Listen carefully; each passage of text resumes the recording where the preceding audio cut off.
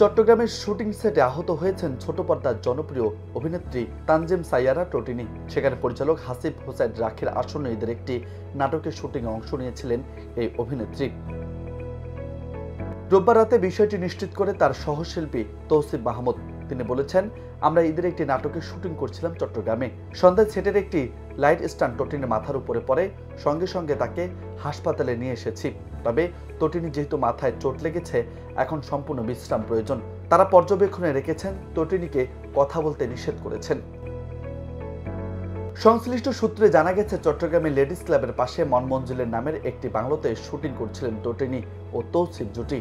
Shooting চলাকালে অসাবধানতাবশত শুটিংয়ের একটি লাইট স্ট্যান্ড টোটিনের মাথার উপর পড়ে। এতে মাথায় গুরুতর আঘাত পান অভিনেত্রী। এরপর তাকে দ্রুত পাশে অবস্থিত ম্যাক্স হাসপাতালে নেওয়া হয়।